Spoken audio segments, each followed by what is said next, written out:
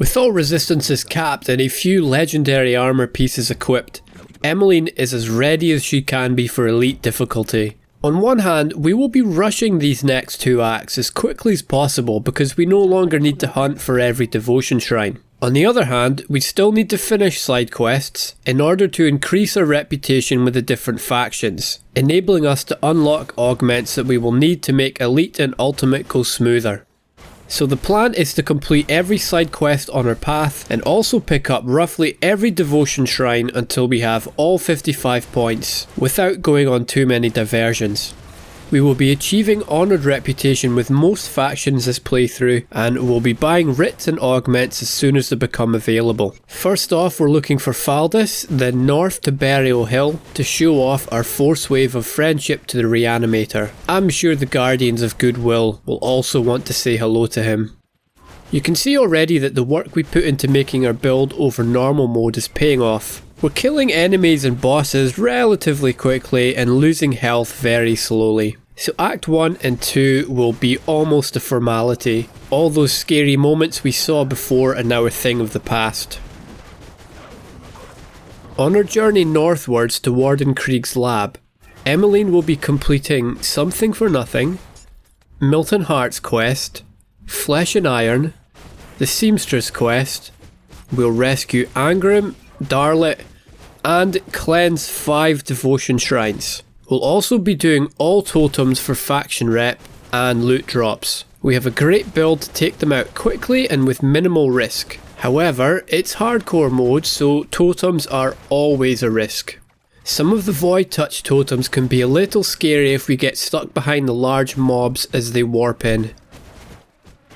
Elite mode forces Emmeline to change her tactics slightly. She'll be taking greater advantage of terrain and positioning, trying to navigate into areas where she can introduce as many enemies as possible to her force wave of friendship while taking damage from as few enemies as possible. Our build will keep us safe even if we make a few mistakes. However, danger and death lurk around every corner from Elite and up. Some of the elite mobs and bosses will kill us relatively quickly if we're not paying attention. With Milton Hart, Faris and Julius down, we go looking for the next name on our list. We keep an eye out for Aether Crystals because we will need them to craft the items required to cleanse devotion shrines. We head into the flooded passage rather than build the bridge and take the shortcut across because there's a devotion shrine that we need to pick up in here. Right about now is a good time to start worrying about the Shambler. I went into the fight very confident on my test character, but he took my health down rather quickly with a rockfall attack.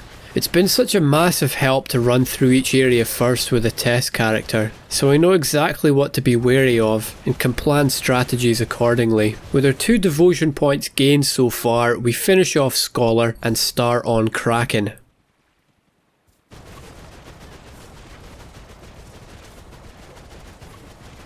Bravely ran away. The Shambler goes down quickly with the bare minimum of bravely running away, and we make a beeline to Angrim because we're going to need him for crafting later. The same goes for Darlet the Inventor. I'd love to say that we're saving these people out of the goodness of our heart, but the reality is we need them. There's an important life lesson for you folks. Be useful to other people, because you never know when the apocalypse is coming and there might be people out there who want to eat you. Yeah, well, something like that anyway. We take care of the flesh and iron monsters and head north into Burrich Village. Even though we're speeding through Elite, it's a good idea to open all the rift gates in case you want to come back here for any side quests or farming later. Constance will be pleased that we found her fabric, and we'll be pleased to receive a new vest for our efforts. I really like the vest.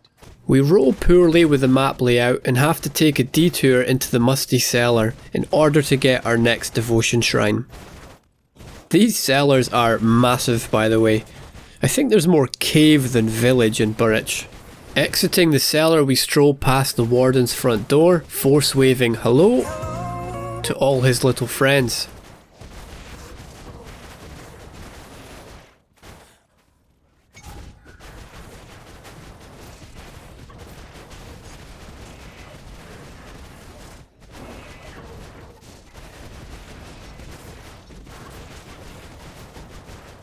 With the Devotion Shrine down, we descend into the Dark Cellar to rescue Darlet. From here we can run straight through to the Warden's Cellar.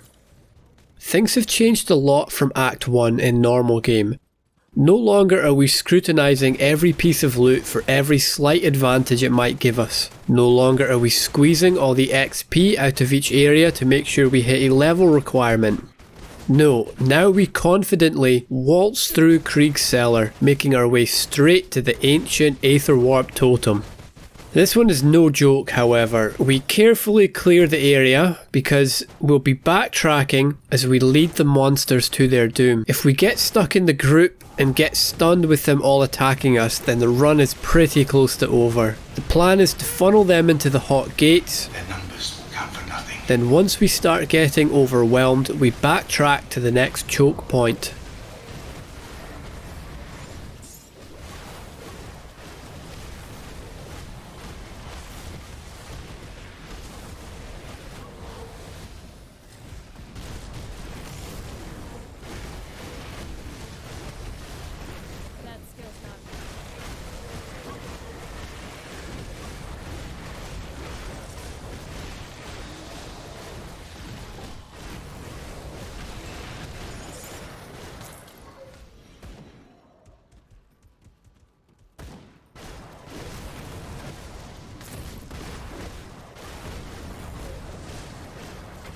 Pretty straightforward, and we get a legendary for our efforts. And we move on, navigating our way to the underground transit.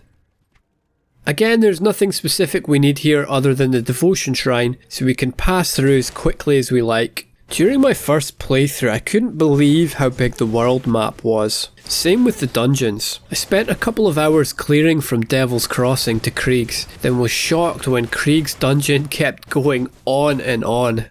I let my friend know how awestruck I was with the size of the game world. He asked where I'd gotten to, and I told him Krieg's basement. He just sent 2 words back to me: scroll up. That's when Malmouth revealed itself to me and I realised how big this game really was. Again, so much has changed from the last time we were here. Each devotion point was a precious resource that we had to use instantly to help us stay alive in this treacherous area. Now we pick them up and throw them carelessly into our bag to be dished out later at a more convenient time. Back in 2014, I really wanted to play Destiny for some reason, but I was way too poor to afford it. However, I did notice a comment on a Destiny video saying that it was basically a space MMO version of Borderlands. So I picked up a cheap second-hand copy of Borderlands 1, chose Roland as my first character, and I can still remember finding my first legendary assault rifle. I was suddenly able to blast through enemies that I used to struggle with. I fell in love with that game and immediately started a New Game Plus after finishing my first playthrough. Again, a comment on a video had me curious about a very different type of game. Someone was talking about the loot system of Borderlands 1 and said something like, Borderlands is an FPS version of Diablo. I had heard of Diablo before, but I was never interested because it just didn't seem like my kind of game. At the time I generally played FPS, well, very poorly played FPS, and I mostly liked other RPGs like Skyrim, Dragon's Dogma, Dragon Age Origins and Dark Souls. So Diablo was something new to me, and I didn't really want to spend money for something that I might not enjoy. However, after reading that comment about it having such an addictive, dopamine spiking loot system like Borderlands, although I guess I should say that Borderlands had a loot system like Diablo if we want to be technically correct here, all of a sudden I felt like I wanted to try it. So I saved up and bought a second-hand copy of Diablo 3, did I mention I was poor at the time, and rolled with a Demon Hunter. She had just the exact right amount of coldness, snark, and was rocking the Chow Yun Fat double pistols look. I finished normal game, jumped straight into Nightmare, then Hell, then Inferno. Keep in mind that this was the base game I was playing, not Reaper of Souls. My Xbox wasn't connected to the internet, so I'm guessing it must have been the vanilla pre-patched edition, since every difficulty had to be unlocked one by one, and I'd never even seen the real money auction house in the game. That's a different story altogether. So one day back in 2020, I got in the mood for some Diablo 3, but my Xbox was broken, and even the base game alone was $20 on Battle.net. It was at this point that I noticed a little game called Grim Dawn, and it was 80% off in the Steam sale. I had heard of it before and seen it called a spiritual successor to Diablo 2. God bless YouTube comment section. You're a weird place sometimes, but there's gold in there if you're brave enough to stare deep into the abyss. Well, I bought it, downloaded it, booted it up, and hated it. I was very disappointed that there was so little involved with character creation. Just male or female? Really? Where are the classes? Where's my snarky emo dream girl? God damn it, I thought this game had better have bows. Okay, so it doesn't have bows, no crossbows. It does have rifles. Well, I guess that's kind of like a steampunk crossbow. Oh, pistols, yes. Chow yun fat time. Wait, how do I equip this in my offhand? No way. I can't dual wield pistols. Alright, let's go rifles. Which class is going to support that? There's got to be a ranger in this list somewhere. Soldier, well, that's a tank. Demolitionist, well, fire mage. Occultist, mage. Nightblade, melee DPS. Arcanist, mage. Shaman, druid mage. Necromancer, minion mage. Oathkeeper, tank. Oh, Inquisitor.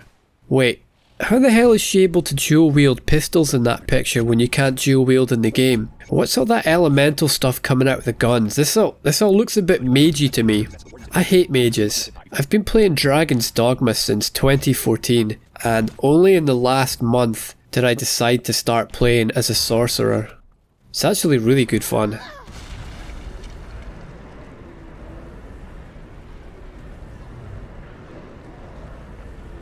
So I ended up going tactician and finally figured out about dual wield and finished Act 1. However, it wasn't until I watched a few guides, learned about damage types and resistances, that I actually started to fall in love with the gameplay. Aether Death Knight, Pet Kabbalist, Vitality Conjurer, and that was when I found her. Purifier. Oh, this was what I'd been looking for, alright. A rootin' tootin' flame shooting cowboy sliding down the handrails of Cairn, blasting its creatures back into oblivion. Just kidding. She was way too squishy and I kept getting stomped by Cronley. But I had started to learn the game. Learn which skills were OP, which were useless. Looking at you here, Panetti. Anyway, where was I? Oh yeah, Act 2. We stomped Krieg, Vyloth the Corruptor, and filled out Kraken with our newly found devotion points. In terms of survivability, we're looking great. Nothing much in the elite base game is going to put us in too much trouble. However, we are starting to outlevel our weapon. Fingers crossed that we find another Obsidian War Axe in Act 4. If you do all your groundwork with your gear, devotions and resistances, you can pretty much stomp your way right through Elite, pausing only to upgrade gear as you find it. But there's no more desperate searching for that right piece of armour that has the exact type and amount of resistance that you're searching for. I got through Act 1 and 2 with Emmeline and my test character in one morning, about 4 hours in total. Then did the same with Act 3 and 4 in around 6 hours. God, I hate Act 3. If I'm playing a softcore character, I normally rush Elite and go straight into Ultimate, then immediately begin regretting my decision because I don't have the resistances, damage, or faction reputation to stay alive consistently. So in this playthrough, we're going through Elite thoroughly, getting the best gear we can, full devotion points, and move as far as possible in terms of faction reputation. We will need those sweet armor augments to keep us alive in Ultimate. We're ticking off all the same side quests that we did in normal game for the faction reputation. If you're using mandates from your stash, you don't need to worry as much about this, but this playthrough is on a fresh account, so I don't have that luxury. Playing for the account is a great mindset to get into for hardcore. The focus isn't so much on beating the game, but in paving the way for your next character.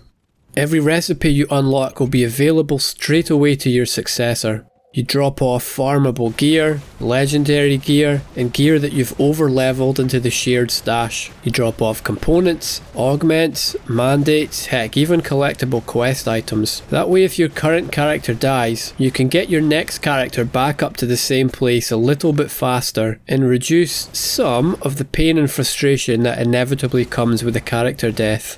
Emmeline is moving on to Cronley and is a little worried that the Guardians of Goodwill might aggro the pit bosses, so we run past them as quickly as possible, sticking to the furthest cliff edge from them. We can pretty much stomp our way through here without much thought, but keep an eye on that health bar. Don't get yourself surrounded and try not to pull too many elites at one time. Emmeline's damage drop off from her low level weapon is starting to get noticeable now, but so far, well, it's the best thing we've seen. Devotion wise, we start on Eel because it will give us the 5 blue we need to open up Tree of Life, which in turn will net us some more health regen and keep us alive and out of trouble.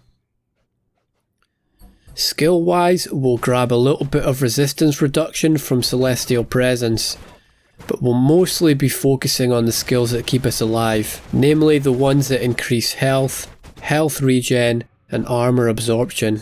Killing enemies quickly is great and everything, but you can't do damage if you're dead. My test character has even worse damage than Emmeline, and Logorian on Elite was an absolute long drawn out slugfest. However, the important thing was that we got nowhere close to death. Not even anywhere close to having Menhir's Will kick in. Cronley is a slogfest here, but we target mobs as they spawn in, and we can stand right in the Aether Cloud without having to worry about moving.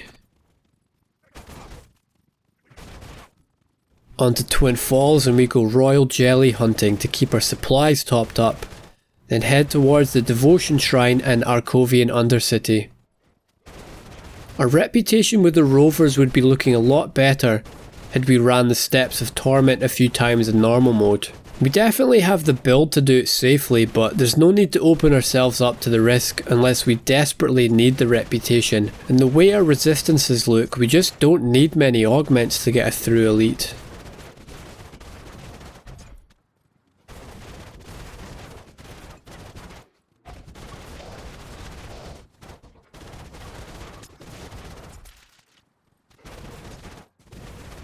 In the Undercity, we're looking for the Lost Passages and the 3 elites we need for the Old Scars quest. Other than that, we're going to clear as many undead as we can for faction rep with the Rovers.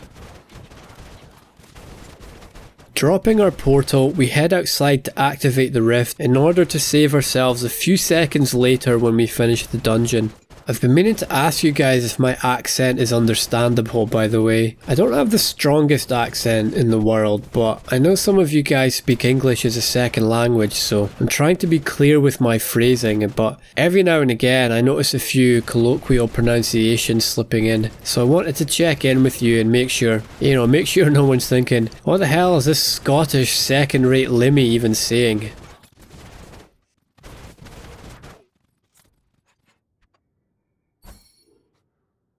We clear the boss arena, then it's a battle of attrition to finish him off.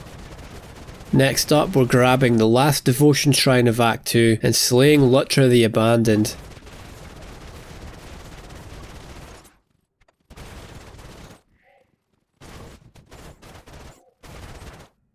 We reach Honoured with Devil's Crossing and immediately buy their faction writ so we can maximise our progress up to Revered status. Gear wise, we equip a new helmet that sees us lose some resistances, but we gain another +1 to all skills and soldier, so that's a worthwhile trade. We have a new vest with a large armour upgrade, a new legendary legs with lots of chaos resistance and a massive armour upgrade. We put a few other upgrades aside for when we hit the level requirement and start removing components. We then pick up a few jewellery augments to complement our lower resistances. We'll upgrade this all later after we hand in our Rovers quests, because we will hit Honoured with them very soon as well. We buy their writ and some potent troll wart powder, which will increase our health and health regeneration. Yes, I could be picking up weapon damage buffs, but the idea behind this build is to stay alive through hardcore, no matter how many stupid mistakes we make. And we will make a lot of them, so the regen theme fits this build a lot better, even if it does mean we drag the boss encounters a little bit more.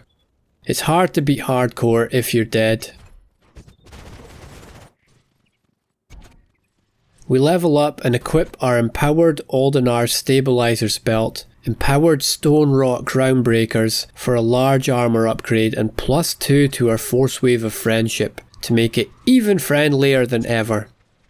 We sell the rest, add components and augments to increase our lower resistances, put 4 points into veterancy for extra health regen, then prepare to enter Dead Man's Gulch.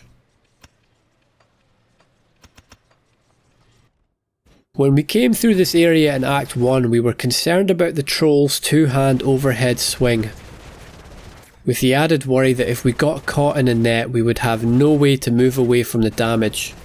Now, we can stroll through here, introducing all these trolls to our force wave of friendship and the Guardians of Goodwill. We start the Tree of Life devotion, and soon we will be able to go up against bosses with no more worries about healing between potion cooldowns. Voldrak is still no joke though, so we need to respect him by clearing the area of mobs before we engage him one-on-one. We stand still and force wave him, relying on our health regen and the small damage absorption from Ascension to keep us alive. We finish the fight around 1/3 health, but before Menher's Will can kick in. At any point during this fight, we always had the option available to take a health potion if we needed it. It would take a great amount of stupidity to die in this fight with this kind of build. Talking about Ascension, Voldrak drops a legendary shoulder piece with buffs to that skill. We end Act 2 with overcap resistances, looking fantastic for Act 3. God, I hate Act 3. Dead Man's Gulch, Pine Barrens, Tyrant's Hold, Homestead, Rotting Croplands, Ethereal Abomination, Bloodgrove, Sorrow's Bastion, Griever's Mill, Darkvale Village, Darkvale Gate. It's a lot of questing and porting around back and forth, but great for reputation as long as you have the Pierce Bleed, Poison Resist to deal with the pre-Bloodgrove and the Vitality and Aether Resist to deal with post-Bloodgrove. Already I am terrified about fighting Bolvar again after what happened last time, but I'm confident that our build is much better at staying alive this time. Little did I know while running this that the scary part of the act would not be from Bolvar. Not Zarya, not Kairos, but from something else entirely. It still gives me anxiety thinking about it now. Again for this act, let's go through things as quickly as possible while grabbing the last couple of devotion shrines and get some faction rep completed for Homestead, the Legion and Death's Vigil. So first on the list is making our way through Mountain Deeps, then we can clear out the quests and Pine Barrens for the Legion, grabbing Magara's Fangs along the way, then up to Homestead, pretty much the same procedure as normal game. Ikrix the Raviner falls quickly. Ascension with some potions on backup keeps us safe throughout the fight. I start to feel invincible. I'm invincible! Soaring on the waves of delusion and self-importance. Pretty much a normal day for me really. We can run straight up to Homestead to unlock the rift, then port back to clear out the Pine Barrens. At the rift gate we run into a tanky elite and take a while to kill him. We desperately need a new weapon. Fingers crossed for another Obsidian War Axe. Porting back to Pine Barrens, we rendezvous with the Legion and pick up the monster hunting quests, hoping for a good drop from Magara. After tracking her down, we extend our force wave of friendship. Our health regen combined with the damage absorption from Ascension keeps us alive throughout the fight, and we finish her off without needing a health potion. She does indeed drop her fangs, but it's the fangs of attack. And we can't afford to lose our cast speed from the Fangs of Celerity. What a bitter disappointment, just like my childhood. Oh god, I need a drink now. Ah, that's better. Back to business with Bloodbriar, and our build keeps us alive again with no health potions.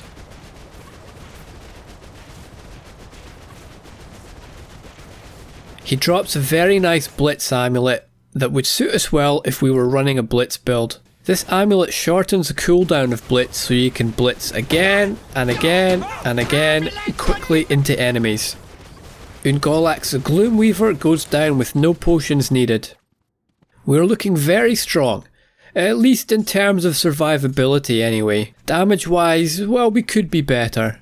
However, although big damage numbers are fantastic, they don't mean very much to a dead character.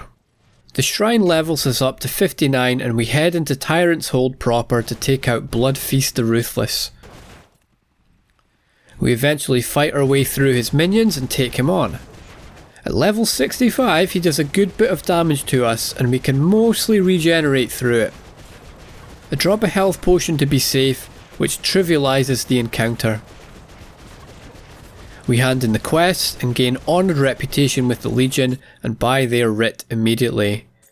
We let Ulgrim know the way to Homestead is safe, and I realise I haven't found Dahlia's corpse, so we head back into the mountain deeps. Super kawaii. Handing all the Homestead quests in levels us up to 60 and we gain honoured status with Homestead, so we buy their writ as well and now we have access to some great augments for our build. We've prioritised resistances through our gear and devotions, so to be honest we don't need many augments, except a few to fill in little gaps and resistances here and there, but it's always a good idea to get them unlocked, especially once we enter Ultimate and our resistances get a debuff. Our skill points go into finishing Veterancy, then our early Circuit Breaker activation, Resilience, and then Ascension for the extra damage absorption. Our 3 devotion points go into Tree of Life, assigning Healing Rain to Presence of Virtue. Now Menhir's Will is an interesting skill. We invested 5 points into it, but now we start investing points into other things, hoping that we will never need to use it. So those 5 points can often feel like a waste. However, I guarantee you that the moment your health drops low enough to see it activate, you will be very glad to have invested all those points. I think we're around 10 hours into this character and I think it's only activated once. But if we hadn't have had that skill, there's a good chance we would have ended up dead to Bolvar back in the Blood Grove on normal game. So yes, those 5 points could have gone into damage dealing or resistance reduction abilities, but on the other hand, it's hard to complete hardcore if you're dead. So I'll pick having an alive character over having an optimized damage character any day. I also understand that not everyone wants to play this way and that they enjoy hardcore for the excitement and rush from flying close to the edge with a rootin' tootin' highfalutin character. But that's not me, and that's not what this build is about. Emmeline is here to obtain all 11 hardcore achievements. Think about how you are living your life in general too. What are your goals and objective in life? Figure that out, then build your life in such a way as to meet those goals. Then disregard what the plebs think about it, and disregard their advice on how you should be living. Do you want a shiny, polished life that will impress the plebs? Or do you actually want to build something that cuts straight to the heart of what you want out of life? It's amazing how once you figure out what you want and have devised a plan on how to achieve it, everything else looks so simple and all the other parts to your life build just seem so insignificant in comparison. You decide that you want to hit the gym every morning before work. Well, all of a sudden late night partying and drinking becomes a real hindrance to that goal, so bye bye. You can get rid of that from your life build completely. You want to start eating better and losing weight? Well, all the time you spend in restaurants and takeaways, waiting to be served, having someone take your order, having the food cooked, having to say please and thank you to your waiter, and the small talk. Oh god, the small talk. Well, you can say goodbye to all that wasted time and invest it instead into cooking at home, prepping a week's worth of food in one cooking session. Your default behaviour of fast junk food was taking you away from your life goals. Of course, these sorts of decisions are so obvious and easy to make once you've figured out what you want and how you want to achieve it. So before you work on your life build, spend some time figuring out exactly what you want and then start making a plan on how you want to achieve it. Disregard everything else that is not in that plan. Forget what the plebs think. You're a real human being and a real hero. Where were we? Oh yes, Swarm Queen Ravna. Look at all that health regen. We take a health potion after the first form to keep our health topped up, but we really didn't need to. Resilience hadn't even kicked in yet, so that means we never even dropped to 66%. Passive health regen and Ascension for damage absorption. This is what our build is all about. The low damage is a pain in the ass, I admit that. We clear the area to make way for the amalgamation. It's always polite to tidy up before your guests arrive, and we warmly greet him with the Force Wave of Friendship and the Guardians of Goodwill. Clean face tank boss kill, no health potions needed. We hand in quests and hit level 61, then venture out into the Blood Grove confident in our build's ability to keep us alive. We stop by to say hello to Death's Vigil and put 2 points into armor absorption. These groups of chaos-wielding maniacs barely put a dent into our health anymore. We play somewhat smartly around Bolvar, kiting backwards to keep summons in a line so we can take them out quickly before they get in melee range. And we stomp him without needing any health potions. What a big change from that first fight in normal game. Do you like apples? Devotions, we are putting our last points into Vire the Stone Matron for extra resistances, health and physical damage buffs. We rescue the prisoners, then start looking for Malkadar's remains. After, it's time for Griever's Mill, then making our way towards Darkvale Village. Emmeline clears the mill easily, cutting through all opposition towards Darkvale Village. Upon noticing the Forsaken Aether Warp Totem, she has a think whether to take it on or not. We're strong enough to manage, and even though it's a risk, the potential loot makes it worth it. Emmeline activates the totem and gets stuck in the mobs as they spawn in, and I start panicking here. I'm absolutely keeking my breeks at this point, and once we get clear, I bravely run away, keeping Ascension up and using health potions to clear the few that followed us. That could have gone much worse, and my heart was racing through all this. It's these kind of situations though that our build is made for. You darn tootin'. If we had a character with lower resists, lower health, lower regen, we may have died right there and then before we broke ourselves free. Even with higher damage, those elites would take several attacks to kill, so they have plenty of opportunity to stun lock and kill us. Getting stunned and stun locked like that can happen to anyone regardless of skill, so that's why we're playing a build that's made for this kind of bad luck. Things go much more smoothly on the path up to Zarya. These cultists were something that were worrying me on the lead up to making the Act 3 video in normal mode. Look how far we've come since then. The shrine is somewhat of a challenge, but we can backtrack and use the terrain, keeping them lined up politely in a queue to meet our force wave of friendship. How very British. Zarya is a cakewalk. Stand still, force wave, focus crystals, then minions in that order as they appear, keeping our health topped up with potions when they come off cooldown. Because things can go south pretty damn quick with her, especially when she lowers her chaos, vitality, poison and health regen, so be prepared. We go hunting for Noveria Stormfire for Death's Vigil once again. This leads us into this Aether infested area. We make sure to have Ascension active and a health potion ready when walking over the Aether ground. Noveria herself is a straight up slow slugfest, but we don't need any health potions, and I'd rather have that than the nail biting scenario that Bolvar and Zarya can give us if we aren't prepared for them. And so we hand in our quests and make preparations before entering Darkvale Gate. Not much except for a new vest. I really like the vest. With upgrades to armor, resists and +2 to Ascension. We swap components, sell the rest and take a look at our devotions. We have full 55 points now, and we remove 1 superfluous point from Ghoul and 2 from the crossroads where we can, putting them into Vire the Stone Matron for resists and physical damage buffs. Now we are ready for Darkvale Gate.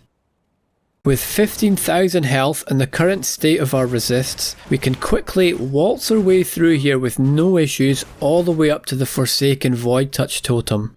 Given what happened with the last one, I'm a little apprehensive here about this, but we have all the tools we need available to us should we get caught out. It goes smoothly and we gain respected status with Barrowholm. Yay, the people eaters like us, woo! Says Emmeline sarcastically. I hope they don't invite us around for dinner. A quick check on our resistances and we take on Karos. First form, 1 health potion to stay safe.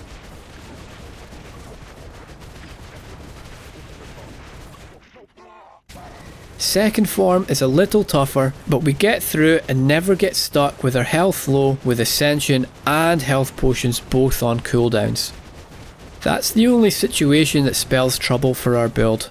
And even then, we have 2 circuit breakers to save us if things get that desperate. Nothing's going to one-shot us. We have plenty of time to react and make decisions, and plenty of tools available before death looms on the horizon.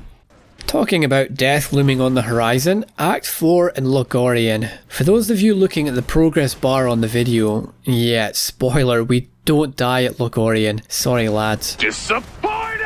It's a long fight though. The great news is that we're full on devotion points, so we don't need to take any unnecessary risks entering side areas for shrines. It's a straight shot now to Logorian, with a brief diversion to take care of some business for Death's Vigil. Oh, and lots of new friends to introduce to our force wave of friendship. Nothing much to see along Asterkarn. Yeah, skip to the good bits, says Emmeline haughtily. Skip to the bits where I say something cool and then go rushing into battle. We arrive at 4 Icon to find the rift being overrun with ethereals. It will be when it fits a woman. Emmeline, that's not the correct context for that quote. Anyway, we clear the rift at 4 Icon, then teleport back to our portal outside the tomb of Archon Bartholom. We clear the mobs quickly with no risk, then find ourselves at the boss. He does some pretty good damage, and we have to bravely run away while our potion is on cooldown. Watching back now, we could probably have let Ascension do its job absorbing damage while we regened our health, but our health dropped pretty damn quickly and I wanted to play it safe. Death's Vigil are pleased and we reach honoured status with them and also hit level 64. We buy their writ, put 2 points into Scars of Battle for armour absorption, then head to the Chamber of Souls to meet with Soulkeeper Kandris. She spawns in some mobs for us to clear and we get through them quickly, needing some bravely running away during the Noveria storm fight when we get low health with Ascension and Potion both on cooldown. Next up, we fight our way to Commander Lucius in the armory, picking up the supplies along the way. I can't remember if I mentioned this last time, but you can hand those in to Maria Oldbarrow and Homestead instead if you want reputation with them over the Legion. I never found either faction very difficult to gain rep for, so I guess it doesn't really matter that much. Ascension does its job well and Lucius goes down with no health potions needed. I never realised how useful Ascension really is until making these videos. We blow open the gates and run into tough and constant opposition in the Plains of Strife. We channel them into the Hot Gates Their numbers will count for nothing. as much as we can, sticking to our plan of kiting backwards when we get overwhelmed, and avoid aggroing too many mobs by rushing forward. Eventually we find ourselves at the gates of Necropolis. With full devotion points, we do not need to divert into the Black Sepulchre, so we head straight to the Necropolis interior. Wait, show them the shrine first. Really, Emmeline? I'm sure our audience have much more important things to do with their time today, pal. Yeah, but I look really cool. Fine. Emmeline activates the shrine, then bravely runs away around the corner, using the terrain to her advantage, funneling her enemies through the Hot Gates. Their numbers count for nothing. I love that movie. Kiting backwards around the corner when she gets overwhelmed and finally defeating the shrine with no health potions needed. At the portal we stand still on Force Wave, popping a potion to keep up with the incoming damage. Then head back to the fort where we side with Anasteria again, bringing us to level 65 and honoured reputation with the outcasts. Our points go into Decorated Soldier and Oleron's Rage for resistances and damage buffs. We start destroying the wagons, looking carefully for Obsidian War Axes after each vanguard that we kill. Finally, with all 3 wagons destroyed, we descend into Tomb of the Watchers and find the exact axe we were looking for on one of the very first mobs. Wow, streamer's luck. We really should equip this right away and swap components and augments onto it so we can do more damage and get through the area faster, but I decide instead to hold on to it and upgrade when the act is complete. I'm apprehensive about the Forsaken Void Touch totem again, but we have the tools to deal with it. So on we go and clear it with no health potions needed and our health barely flinching from full.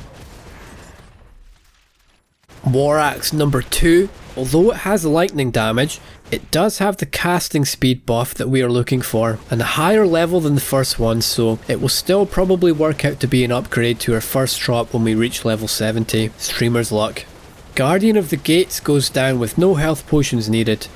And in the next area we get our third war axe, the exact one we were looking for, and it's level 70. So we have 2 great weapons ready to go all the way through elite, and a good chunk of ultimate. Again, streamer's luck here. Needless to say, I never got this lucky on my test character. And a 4th war axe, the best one yet.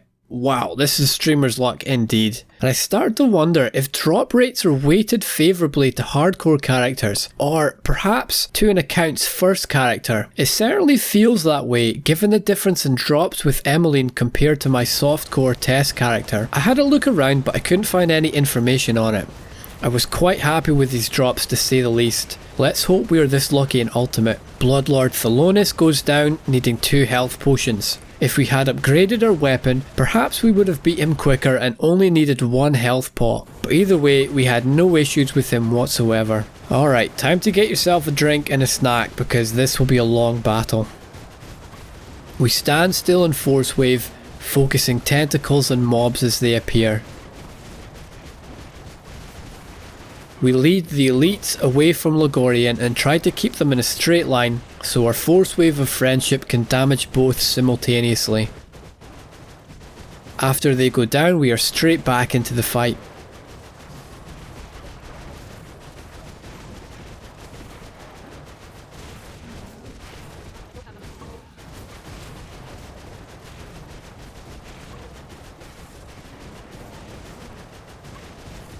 At this point I noticed that I'm standing too far away for the Guardians of Goodwill to aggro Logorian, so move in a little closer to allow everyone the chance to meet and make friends.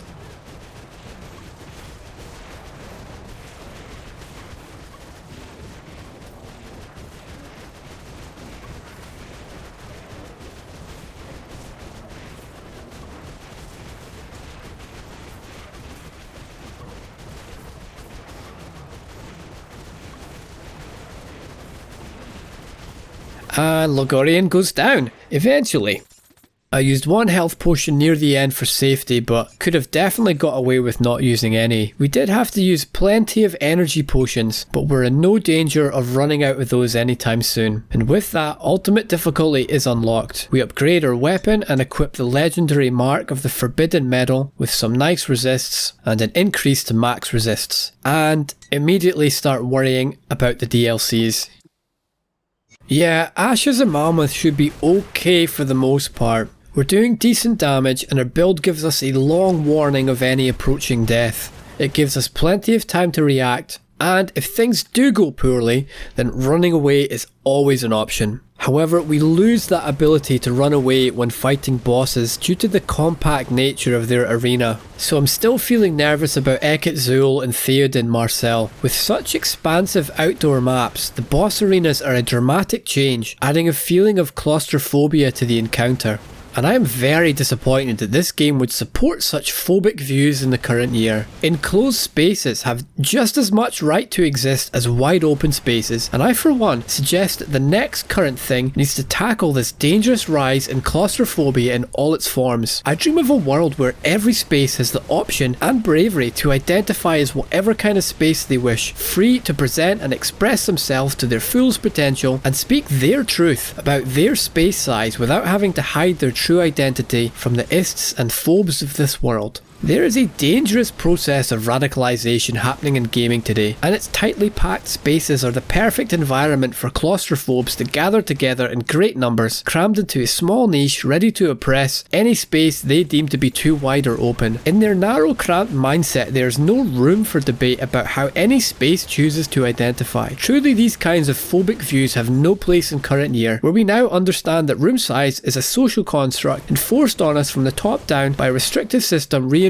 by schools and parents. I mean, think about it. In school, we were forced to go outside at regular intervals. My own parents bought into this dangerous worldview using several phrases to me that thankfully we now understand to be dangerous dog whistles to the all outdoors pipeline. Go outside and play. Get some fresh air. Truly, the world shall never be free until this kind of toxicity is removed from the gaming sphere. Anyway, we meet the Coven again, hand over Carax's heart and set off in search of Barrowholm, adding 2 points into Ascension. We deal with the beasts and plants as we find them, looking for Ugden blooms. We rescue the lost sisters and reach honoured with the Coven, so we port back to their refuge and purchase their writ. The Coven have some nice augments at Revered that could prove handy to us later. Barrowholm, not so much. We'll do the quest for them, but I won't be grinding rep at any point for them. Hey, look, don't get me wrong, I like trying new things as much as anyone, but eating people is where I draw the line. I'm not saying that's the only line I draw. It's not like someone could say to me, Synavris, would you ever get off on watching 3 dogs and a mountain lion on stage, all dressed in leotards, unicycling while barking along to the Mission Impossible theme, all orchestrated by Ronald McDonald licking various cooking utensils? And I go, oh, that's totally so my thing. Like, I would never say that. I would draw the line way before that. Way before it. I mean, I don't even like the Mission Impossible theme. Yes, that'll do. We stand still and force wave the Naxxon Shade until its damage output exceeds our health regen and potions. Retreat, heal, and wait on cooldowns. Luckily his health is low, so when I get backed into a corner at the end of the fight, we can finish him off before any trouble arises. Scorv is pleased with our efforts and hands over the fetish. We finish our dealings with the Coven and head north to find Ulgrim, hoping that we pick the correct conversation options so as to avoid a fight. This is where the build starts getting really fun for me. We're able to rush into the middle of large groups of mobs and force wave them into oblivion. This stand and tank strategy will come in very handy on the streets of Malmouth. The tank is a very inspiring class to play in an MMO. You have to stand up to your enemies and take all the incoming damage and get through alive, sometimes with no one helping you. Tanks have several important tasks, but their most important is do not die. And if you do, you can't rely on anyone to help you, more than likely because they'll be dead too. It's party wipe time if the tank goes down, unless you're playing with skilled people who can kite the boss away from your corpse until someone is free to res you back up. My experience tanking in Elder Scrolls Online is some of the most satisfying fun I've ever had in gaming, even though a large part of that experience was having my screen almost completely obscured by some large boss, being surrounded by their minions, while my guild burned them all down, completely out of my sight. And surprisingly, some of my most rewarding moments came from playing with a bad pickup team, usually some kind of low DPS team with a fake healer. Because the healer had no healing spells equipped, I was the only one responsible for keeping myself alive. And due to the low DPS, the encounters took a lot longer than normal. I remember playing some dungeons where everyone would wipe except me, and I would have to work on rezzing them all back up, all while monitoring the boss's position, watching for his attacks, being ready to block, checking my stamina, checking my health, all while my eyes glanced down to team chat, reading them blame each other for another incoming party wipe. But there will be no party wipe today, XX Cool Guy 57, because I am a tank and I am here to stay alive and get you back up. We all know there can be toxicity in pickup teams. There's a mindset among many players that goes something like, anyone worse than me is a scrub who doesn't deserve to be in my presence, and anyone better than me is a no-life try-hard cheater who needs to go outside and touch grass.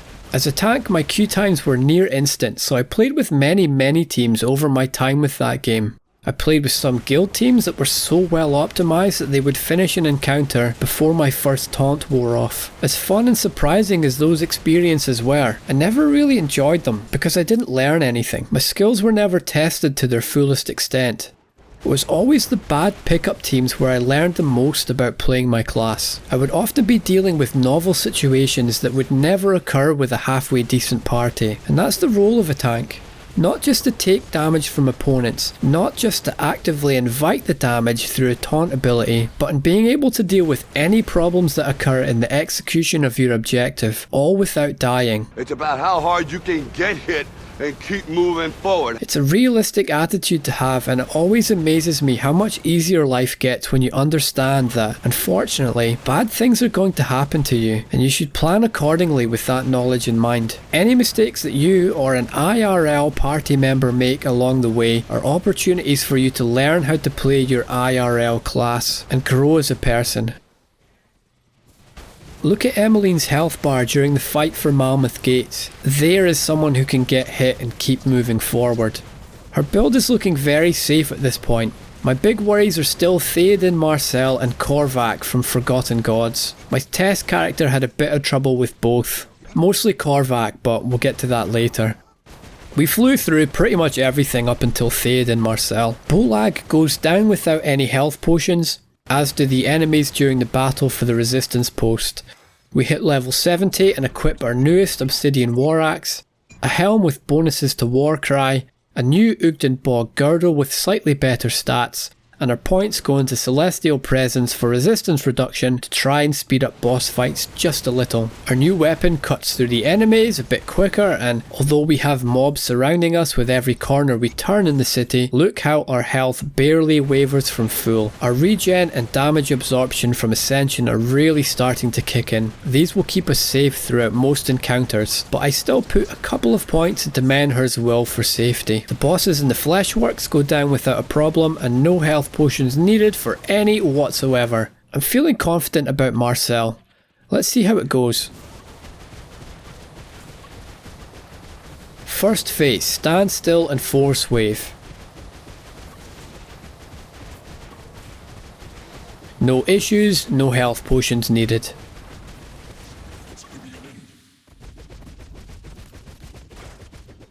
Second stage. Using a health potion when our health drops to 50%, then bravely running away from the Aether Ground to stay safe and heal back to full.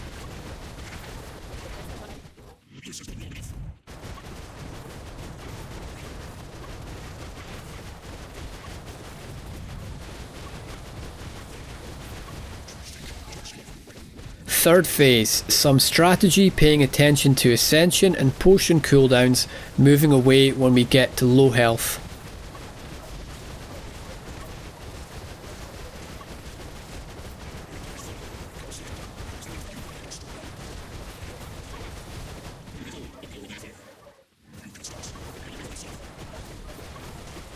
Plenty of time to react and make decisions based on what we are seeing. We hand in our quests, only this time we have forgotten Nadia out in Malmouth Harbour. Yeah, if you ever need anyone rescued, I'm probably not the guy you should be asking. Anyway, just Kaiman and Korvac left to finish off Elite.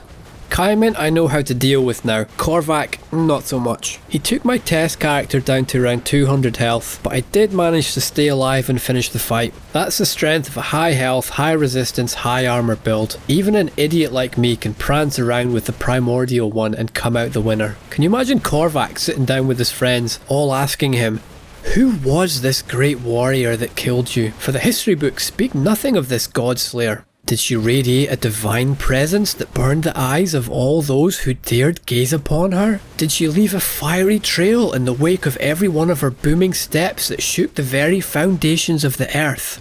"No," says Korvac dismayed. "She just ran around singing Gwen Stefani songs and quoting from The Simpsons." Your position has been usurped! But before we get there, we have a few tasks to perform for Saliel. So into the Temple of Asir, and we make our way through the dungeon, clearing everything as we go. I'm ready for Shar'Zul. I know I need to watch out for him because again, I had a bit of trouble with him on my test character. We stand still, force wave, then use Ascension and potions when they are ready, bravely running away when they're both on cooldown. Again, I never really noticed how powerful Ascension was as a damage mitigator. It gives us some precious extra time to regen health. This run would be so much harder without it. We get some nice legendary gloves for our efforts, and again, I tried to remember to pick up the Eye of Akir as we leave. Heading now to the vanguard of the three, we cut our way through many mobs that are nothing more than a mere annoyance at this point. The time invested to clear these mobs is a necessary evil at this point, however. We still need to keep our back safe should we need to retreat at any point. I actually ran through this whole area on my test character with no issues, except for the few times that we got stuck on a narrow path being attacked from both sides. Even then, it only took a few quick greetings from our force wave of friendship to satisfy our diplomatic duties. And even when surrounded, my health barely dipped, and I knew I could use the same rushing tactic for Emmeline, but it's not worth the risk on hardcore, and it would be such a stupid and avoidable way to lose a character. The few extra minutes that we add to our journey through the Corvin base and clearing enemies is worth it to keep Emmeline alive. We hand in our quest at the Vanguard hitting level 73 and head to the Burning Spire. Onarix goes down easily with no potions and her health just starts to dip down towards 50% at the end. We put 2 points into Resilience, 1 into Ascension and also 1 into Military Conditioning, focusing again on high HP numbers and damage absorption abilities. That's the plan anyway. We have an interesting fight at the ancient Aldritch totem, clearing the area, making space behind us that we can bravely run away into when the pressure gets too high. 1 health potion when we drop to 50% health. Nice and simple. More of the same, fighting our way to the Tomb of the Eldritch Sun, clearing mobs as we go, trying not to pull too many at any one time, watching out for elites and bosses like Grimoire the Packhound Alpha here. Our health dips to 50% a couple of times, and we use 2 health potions which could have been avoided had we dodged the ice attacks and stayed out of stupid. As long as we keep finding relevant drops, we'll be fine all the way through the base game on Ultimate with our build like this. My main concerns though again being Theoden Marcel, Korvac, and of course any nemesis that might appear along the way. Dravis, here we go. We move out of his ground attacks, retreating and lining up him and his thralls on the bridge.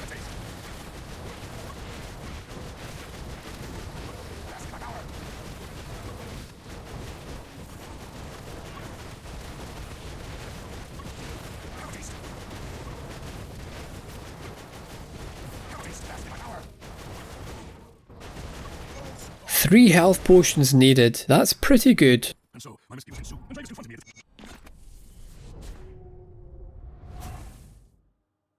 The Steward is much simpler.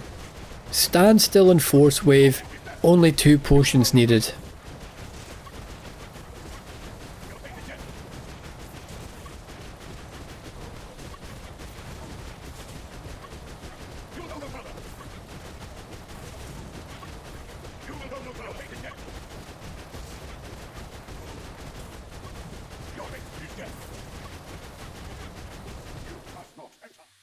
Into the Tomb of the Eldritch Sun, and we have to watch out for pulling too many Rage Flames and Korvac's champions at one time. Again on my test character, I ran straight through here, aggroing the whole dungeon, and pulling them all right to each transition point. It's definitely a viable strategy, but it relies on you not getting lost and not getting stuck in any narrow passages. It's not a reliable method for hardcore. Brother Sigarius puts up a brave fight, but we wear him down through attrition.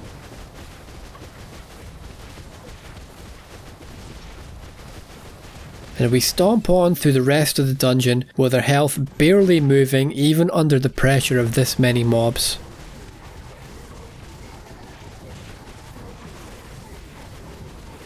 Feeling brave, we take on the Forsaken Eldritch Totem, falling back to a secure position when we need to. When you're clearing these types of totem with little effort, you know you have a build that's working. 1 point into military conditioning, 1 point into resilience, and we go in to face Kaiman. I've learned my mistake with this fight. Just don't stand in the fire. It sounds so easy now when I say it out loud.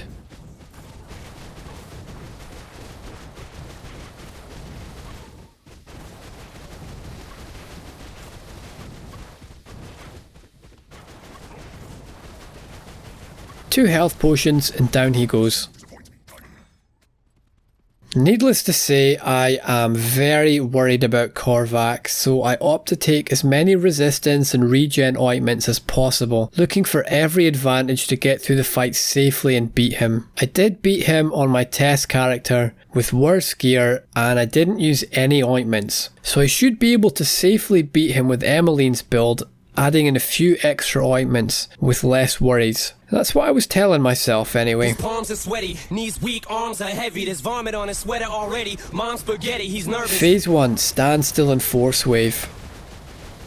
The main priorities are to move out of the fire attacks and away from falling rocks. Pretty straightforward.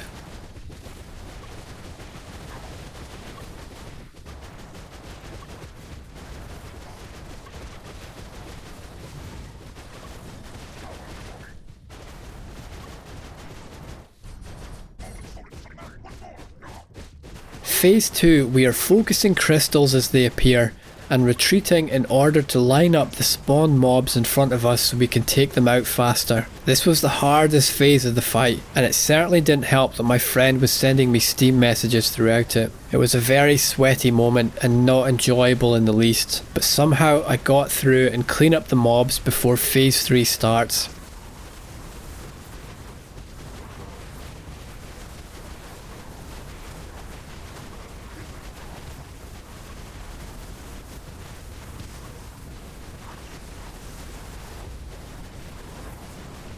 Stand still, force wave, strafe in a circle to dodge the fire spray attack. Watch out for the Q that signals the flames from the sky attack and get ready to move.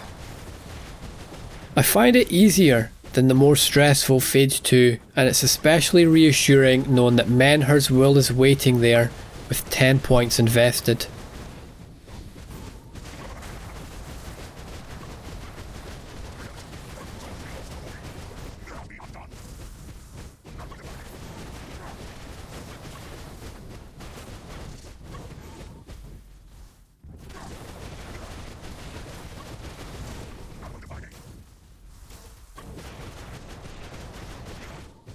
We get one dodgy moment when our health drops to 50% with Ascension and Potion both on cooldown, so I bravely run away to heal through Constitution and let the cooldowns wear off.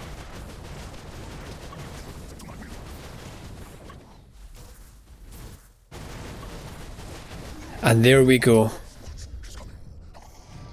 Now, on to Ultimate. Bless your bagpipes and thanks for watching.